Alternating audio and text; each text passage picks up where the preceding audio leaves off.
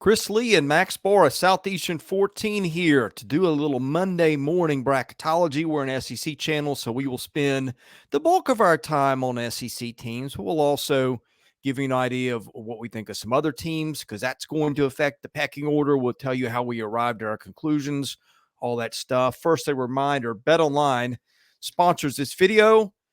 BetOnline continues to be the number one source for all basketball wagering needs, including pro and college hoops throughout the year, with up-to-the-minute odds, stats, trends. You can follow your favorite team's path to the playoffs with in-game live betting, contests, and all the best player props. Experience the world's best wagering platform anytime from your desktop or mobile devices. Head to BetOnline today. Become part of the team. Remember to use a promo code BELIEVE. That is BLEAV. For your 50% welcome bonus on your first deposit. BetOnline, the game starts here. All right, Max, let's pull up our chart. And here's what we're looking at.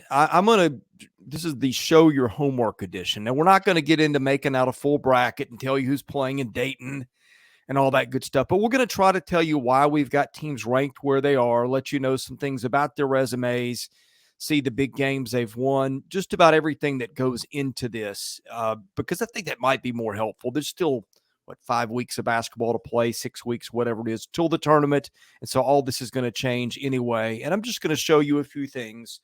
We've got our number one seeds this morning is Purdue, Houston, Connecticut, and Arizona. Let me walk you through things. This tab is automatic. That is when we project a team to win its conference. I have done that, or its conference tournament. I've done that mostly based on computer projections at Ken Palm.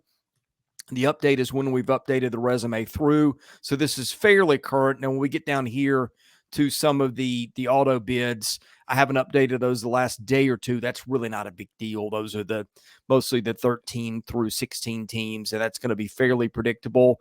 The net ranking, which does not really factor into anything other than giving you quads.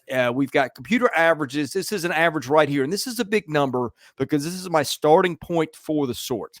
It is an average of BPI, Ken Pomeroy, and the strength of resume computers, which are KPI and ESPN strength of resume. That is usually a pretty good indicator of where a team is going to seed. So I sort these teams according to that number and then make adjustments based on resume. These are the quads right here. You can see the records, the overall record, away and neutral. And these are the strength of schedule metrics. And then out over here are the big wins that these teams have amassed. Now, you will see some teams like I've got Purdue's win over Xavier being in here. It's not a huge win, but Xavier's still got an outside chance to make the NCAA tournament. So I'll leave a lot of those games against teams that have a fighting shot to make the NCAA tournament in here, just because if I take them out and have to put them back in later, that's a mess. So, Max, I think the top three seeds, Purdue, Houston, Connecticut, right now, I think that's what most people would have. The number 4 seed, or the fourth one, that's varied between Arizona, North Carolina, Tennessee, maybe even Kansas. I think this is what most of the basketball universe has got these days. Yeah, I mean, you can kind of shop around and get different variations, but that's the variation you're going to get. I think most people would agree that Arizona is that team that's kind of just a step behind Purdue, Houston, and UConn. Just kind of, I think that FAU loss, they would have really liked that. But also just being in the Pac-12, there's less of an opportunity to rack up quality wins. And almost every time, not almost every time, but more often than other conferences, when you drop in a conference game in the Pac-12, it usually gets graded a lot lower than in other conferences where you can, kind of lose to a team in the middle of the pack and the computers don't knock you for it at all. Yeah, and again, pay attention to this number. And I did some research. I think it was, oh goodness, I would give proper credit where it's due. But usually the first 32 teams or so follow a decent range of what the computers average these strength of resume and predictive computers at. So if you'll notice, these first 4 seeds, there's a pretty big difference between where the 1s and 2s are. I think that's a pretty clear separation right now. Now let's look at the 2s. We've got North Carolina, Kansas, Tennessee, and Marquette. I actually had Tennessee late last week as a 1 seed ahead of Arizona. That loss in College Station was a bit of a hit to the resume. You've also got this difference between Tennessee and the other teams. You've got a 4-5 record in quad one. So that's where Tennessee fails a little bit. But you look over here, some really good wins. Alabama at Wisconsin, Illinois with Terrence Shannon at Kentucky. That Florida win looking a little bit better every day. And Ole Miss. Right now, the Vols have got 6 wins against teams that would be in the field today without much question, Max. And that makes for a really strong start to a resume. Yeah, the thing that Tennessee really has going for them right now is 3 of their 6 losses are against teams that are the computers just love, with North Carolina, Kansas, and Purdue. So you're not going to get knocked back for that at all. And then the other 3 losses, 2 of them are on the road. One of them's at home against South Carolina, who I think Chris and I would agree the computers are too low on right now. But Mississippi State, South Carolina, and A&M, all right around 30th, 40th, and depending on what computers you're looking at. So there's not a single result that's going to drag their analytical footprint down at all. They've avoided bad losses is what Tennessee's been able to do so far. Yeah, and by the way, I think North Carolina's win over Tennessee, I believe that was in Chapel Hill. I had that as a neutral game. I think that's a mistake. But a couple of things for Tennessee. This is one thing that's kind of a positive. Only 8 games against quad 3 and 4, and no blemishes there. It did have a quad 2 loss. That's at home against South Carolina. Yeah, and South Carolina is better than a quad 2 team, but it is what it is. I think this is the main thing that's maybe hurting Tennessee right now. You look at the range of teams ahead of the Vols. Everybody in that range has got a plus 500 record against quad 1. But again, look at who some of the games are. I think to me, I look at who some of the teams are in those quads, because you can get some funny things playing the number 75 team on the road. Well, that's the same as playing Purdue at home. I know the home and road make a difference, but there is a difference to me if you look into that a little bit. So one other thing, you look at some teams ahead of Tennessee, you've got some quad 3 losses there. So as this gets close, and I think Tennessee is going to stay in that range, I think these 3 teams right here are going to be hard to nudge out. But I think that number 4, Max, I feel like that is going to be up for grabs for a while, and that number 4 team is probably going to bounce around a good bit. I would agree with that. I think that's going to be when we come down to Selection Sunday and we're finishing up all of the big conference tournaments, the conversation for who grabs the 4th number 1 seed is going to be probably the biggest storyline of Selection Sunday. When we're looking at how Tennessee can bolster that quad 1 category there. Right now, Bartorovic projects them to have 2 more quad 1 games. That's going to be in late February at home against Auburn, and then the Saturday right after that at Alabama. So that's going to be 2 really closely contested games where they're going to need to get those wins if they want to be on that 1 seed. Yeah. Not to mention the SEC tournament games. Oh, yeah, of course. Which it's hard to know how those are going to factor in. Certainly the last couple don't seem to weight as much. But if you can knock off an Alabama or an Auburn, and you're right on that border, then I think Tennessee's going to have a chance.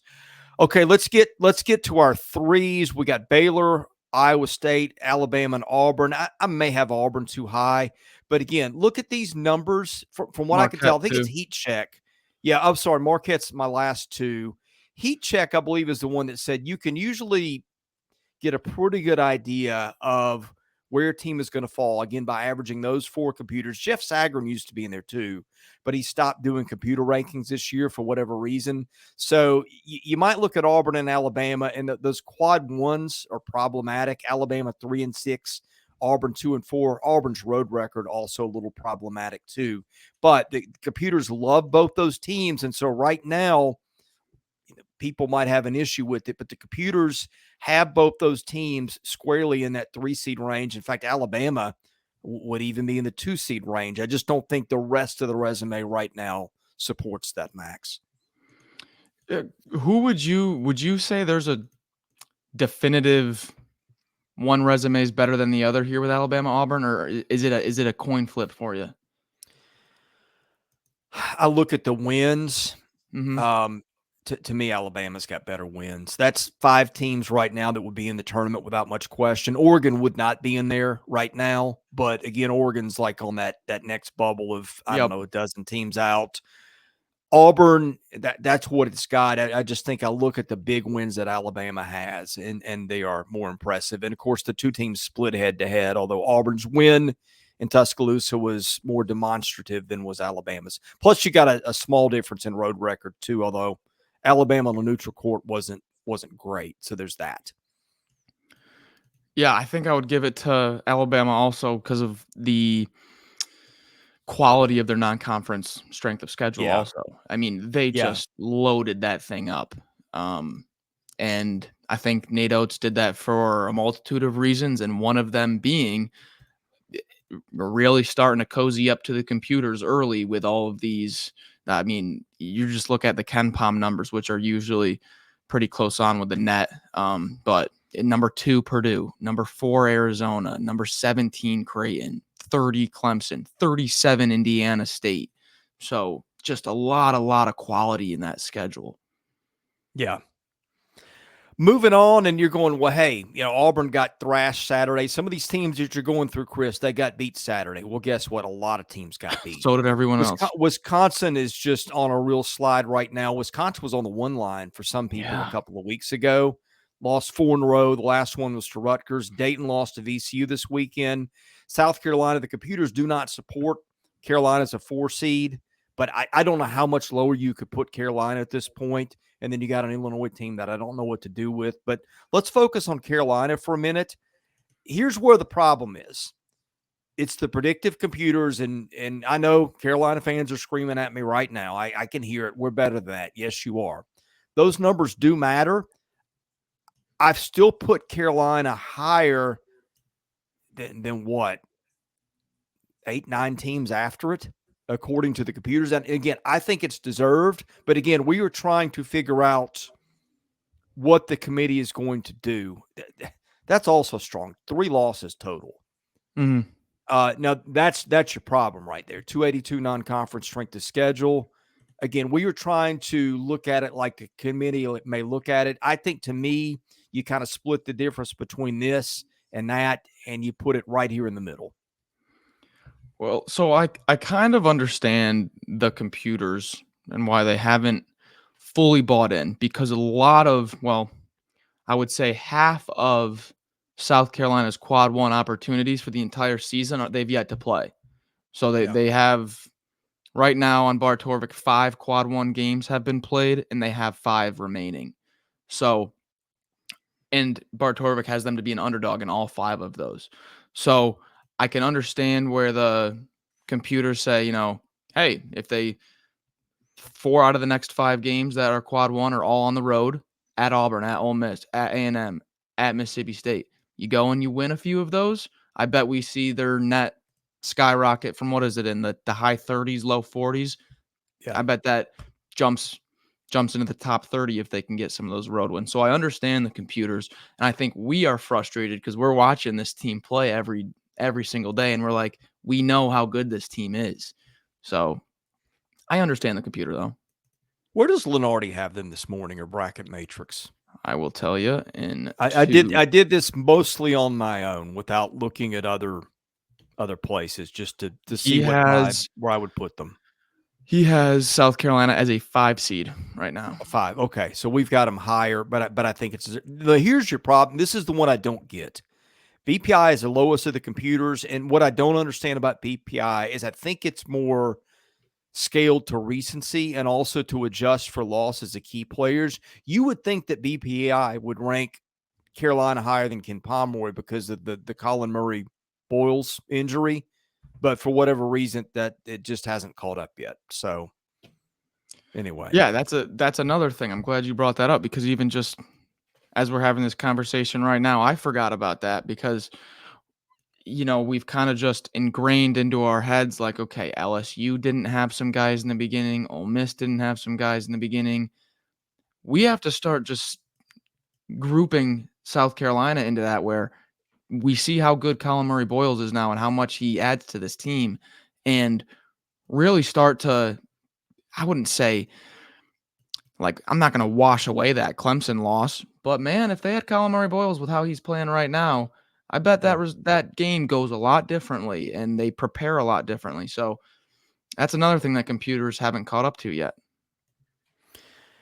We go to the 5 seeds. I've got Duke, Creighton, Clemson, BYU. And this is about the point right here with the 6s and 7s where it starts to get a little more difficult. Not the 6s so much. I have San Diego State, Oklahoma, Florida Atlantic, and Indiana State. But really when we get to the 7s and 8s, Yeah. it gets a little trickier. I've got 7s, Utah State, Virginia. I think I'm going to have Virginia higher than most of the other people who do brackets do. I think it's deserved because of that. The huge wins aren't there. I've got Texas in there, SEC team next year. I've still got Kentucky as a 7 at this point. I mean, it's got some decent wins over here, although you'd like to see a few more. The predictives continue to really like Kentucky, and I think that's got a lot of reason why the Cats are where they are. Now, this is problematic. The strength of resume computers have got Kentucky as more of a bubble team.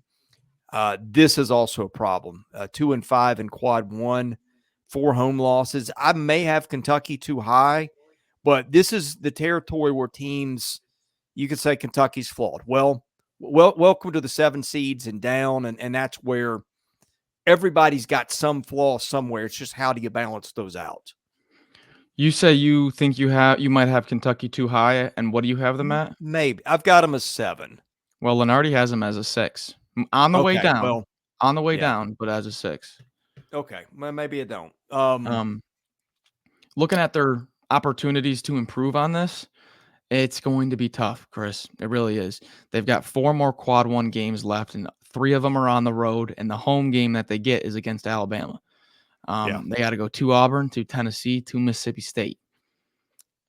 So it's going to be tough, but hey, quad 1 games are not. That's why they're valued so high because they are tough to come by. So there's going to be opportunities. 3 more in February.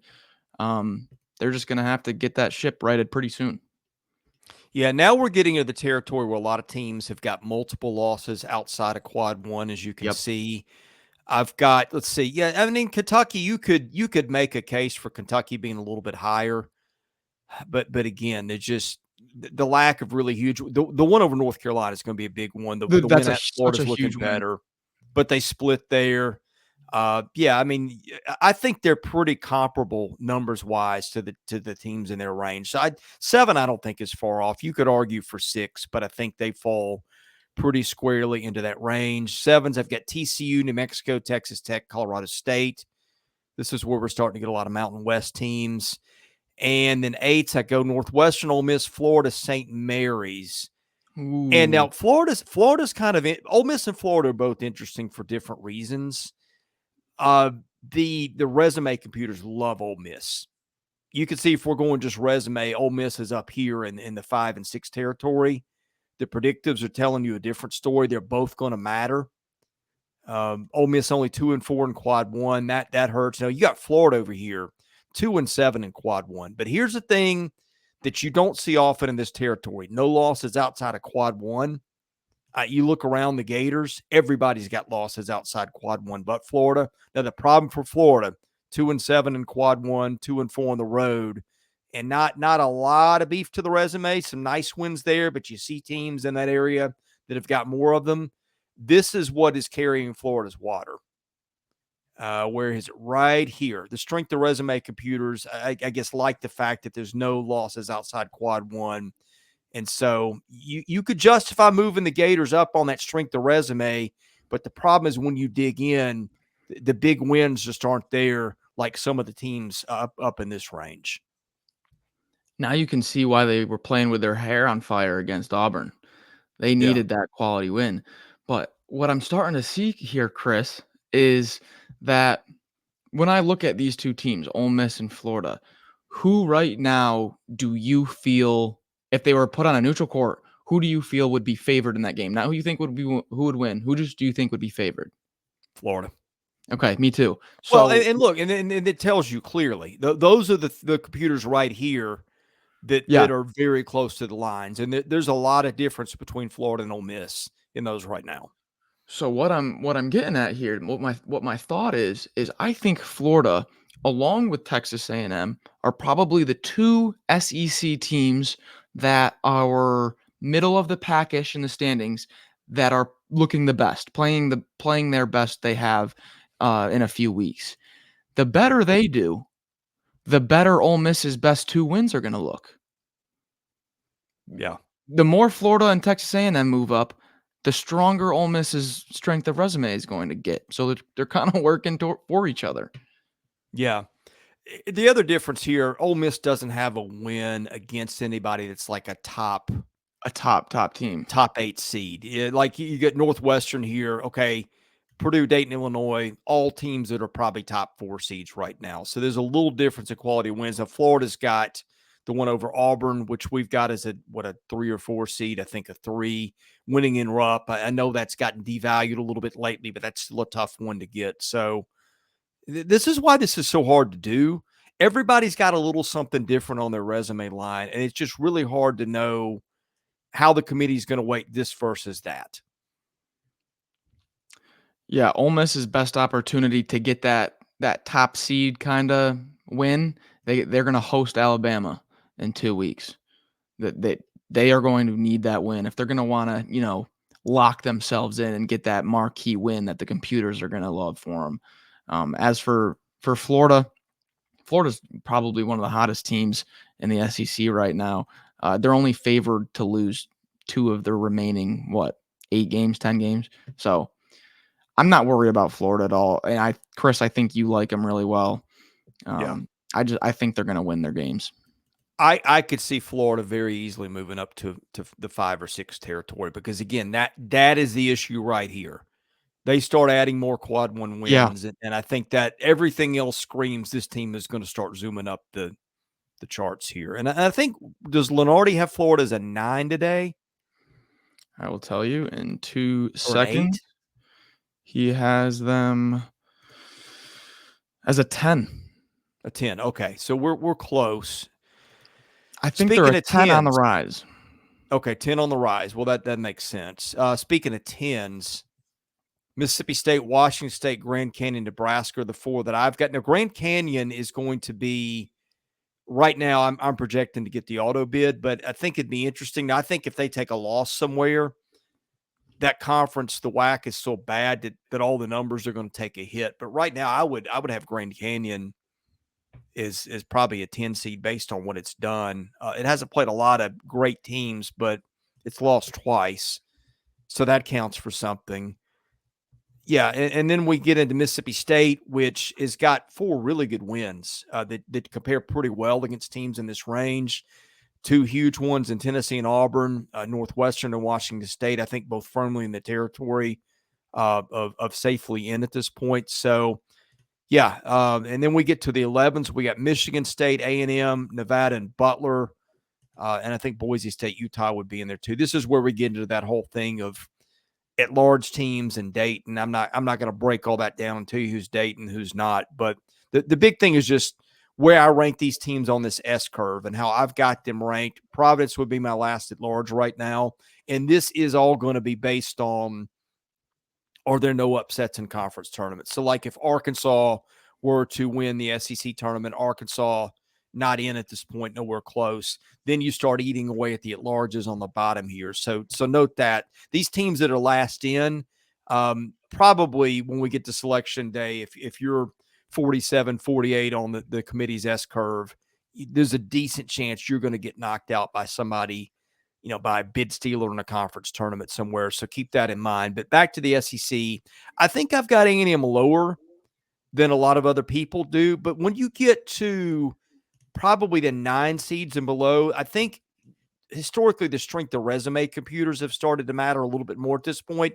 And so A&M, that's where I think you'd like to see these guys move up a little bit. I probably got A&M too low. I've got them right behind Michigan State because the predictives love State, and I don't know, probably A&M's ahead of them based on these wins here. But again, it doesn't matter. We got 5 weeks to play, and right now the point is to show you kind of the range that teams are in. A&M now 5-4 against the quad one teams. I think this is the problem. You've got 4 losses outside of quad two. That's a little bit high for this area. You can see Michigan State just with 2 losses outside quad one, Nevada with 3. Go back a couple more. Butler with 1 loss outside of quad one. So that's really what's holding A&M back is a couple of quad 2 losses and a couple of quad 3s. Yeah, Memphis falling off is hurting their they're counting that as a quad 3 loss now. Yeah. So that was a quad 1 like a month ago. Yeah. But also the thing that is just the computers are loving is that Iowa State win. Oh, they love that win. That a top 10 neutral court win. That's gonna really hold a lot of weight. And Iowa State is. I was down on them in the beginning of the year, but that defense in Lipsy, they really make it tough, and that home court is really good. So Iowa State being top 10 in the numbers is really going to help A&M. A&M is going to have a tough time though picking up another win. They'll probably have the best opportunity at Ole Miss, but the other 2 are at Tennessee, at Alabama. And Bart Torvik has that as 3 possession underdogs for both of them. So a big opportunity. Now you're going to see all of these road games against these middle of the pack SEC teams that are right around 30th, 40th in the net. These are going to be massive, massive games because it's probably the most winnable quad 1 opportunity left for a lot of these teams. I'm glad you mentioned that. I forgot to note that Iowa State win is a neutral court win, which it was. I put, if you're watching this, you can see the at sign designates a road game. The neutral is the N is for neutral, and then if it doesn't have anything, then it's a home game. So, rounding out the rest of the field, I've got. Go ahead, Max. I'm sorry. Should we talk Mississippi State?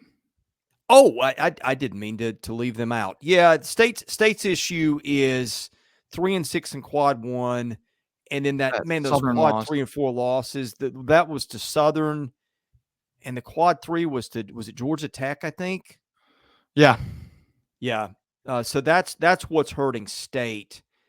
Man, you take that Southern loss. I think State right now is probably, at least another seed higher. Well, look at they've got a few quality wins there. Yeah. You got Tennessee and Auburn, the 2 top 10 analytical teams right there that are just going to lock you in. And is that Washington State there on the end that you got? That is. They're having a nice Pac-12 season. They're rising up the computers too. Remaining opportunities here for Chris Jans. Home against Kentucky right now is still a quad 1 game. We favored by 4 points, and that could be a big one. And then the other 2 at Auburn, at A&M. That Auburn game probably be about a 3 possession underdog. But once again, we find another huge game. That Mississippi State at Texas A&M last game of the season is going to be huge for these teams' resumes. Just scrolling down the rest of the field. If you're listening on YouTube, if you're just listening on the podcast feed, then you're missing out the graphic that we're showing. This is where I've got the rest of the auto bids. I've not updated these resumes in about a week, but these aren't going to change a whole lot. These are the projected conference winners that I have. That's going to be different than who's first in the standings in a lot of these leagues right now. And then we get to the bubble. I've got Wake Forest, Seton Hall, St. John's, Memphis, Colorado Drake, Gonzaga, and Kansas State as the first 8 out in that order. And just for fun, went down a little further and added another 10 or 12 teams. So if somebody down here gets on a heater, they've got a shot to move up the board. But I think that's just about anybody and everybody worth consideration at this point. So, Chris, right where your graph ends, right outside of that, we have LSU at 93 in the net and Georgia at 94 in the net. Is there any world where they creep up and kind of flirt with that 70s range of the net? I didn't I didn't bother to go that far. I figured once I got down to to 15 or 20, that was enough. It took Well, me a let's while look. to put this all together by hand. But do this: go to Warren Nolan and pull up their Warren Nolan page, because that's going to be a little telling in terms of what we need to look at. Warren Nolan. I may be able to get that before you do. Here we go. The Team Sheets Plus is a really good feature. If you're just looking to do bracket stuff, Warren Nolan does a really good job of that. I don't think you can see it on the screen yet, can you? No, you can't, but I'll get there in just a minute. Let's see. LSU is what in the net this morning? If I'm not mistaken, I don't know about this morning. This was from yesterday's net. Okay. So they might have moved 1 or 2, but LSU was 93, Georgia 94. Yeah. Might have moved a 1 or 2.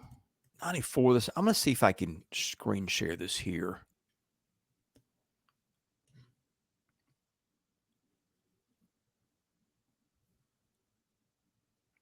Well, I can't at the moment, but here's the deal. Okay, LSU 2-6 against quad 1, 2-3 quad 2, 1-1 quad 3, 7-1 quad 4. So you've got 5 losses outside of quad 1. That's a problem. Yeah.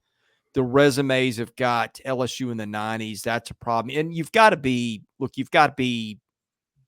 top 75 in the net anyway. I don't think anybody outside the top 75 has ever gotten in. So LSU would have to win a lot of games down the stretch. Big win opportunities would be, let's see, at Florida, at South Carolina, Kentucky, Mississippi State. Yeah, I mean, there's some opportunities there, They but have the next 2 opportunities. weeks, Yeah, LSU's going to have to do a lot of damage and then hope to move up in the computers. So I think it is I'm not going to say stranger things haven't happened, but we're getting into that territory. I'll tell you what, Chris. LSU's season of an at-large, if they want to make a push, it is going to be decided by Saturday, February 24th. 2 weeks. 2 weeks. We got games against Florida, South Carolina, Kentucky, Mississippi State. After that, we'll know. Yeah, win those, and then maybe we have the start of a conversation on the fringe of the bubble, but that's still work to do territory. And certainly at that point, can't lose any more. What about this? 3 or 4. About this? So Georgia home against Florida on the week off this week. They get the midweek off, home against Florida, then at Vanderbilt, then home against Auburn. That's a 3-game stretch right there where you can do some damage. Okay, Georgia's your better bet. I think so. KPI 61, strength of resume 70, no quad 3 losses, no quad 4 losses. Now 2-5 in quad 5 and 1-5 in quad 1. But if Georgia can string together some wins and avoid bad losses, Georgia's got a much better shot at this than does LSU. I'm glad we looked at this. That's interesting now. Yeah, and the reason I put Georgia's 95 in the net, again, you've got to be top 75 and probably top 70 or 65 to get consideration. So it just wasn't right. I put this all together manually. It wasn't worth doing it at that point. But hey, if Georgia starts to win, then we'll do the math on that one. I don't think it's in the conversation right now, but they do have opportunity here coming up. Yeah, we're getting to the territory where you got a lot of teams. I hate the term NCAA tournament lock because there's not a lot of teams that are just locks at this point. Right. But the 1 seeds are almost, to me, a lock is when you can lose every other game left and still get in the tournament. Still, you're fine. Yeah. Yeah, I mean, these teams on the 1 and 2 line are getting to that territory. You could argue South Carolina is too, with that 21-3 record. But we can't really start using lock for most teams for probably another week or 2 because, somebody it's a 3 seed today, you lose 5 in a row, and it's a different conversation. I can change quick though. I mean, with you have 2 quad 1 games remaining on your schedule. You win one of them, that could lock you in right there. Yeah. Max, any parting thoughts on bracketology? I'll probably try to circle back and do this Thursday after the SEC's Tuesday and Wednesday games, but anything else here that stands out that we didn't get into? I'm just excited. It's time to do it again. Yeah. This is such a fun time. Rothstein releases. Did you see John Rothstein's video last night after the Super Bowl? No. His message to America that it is now time to focus on college basketball.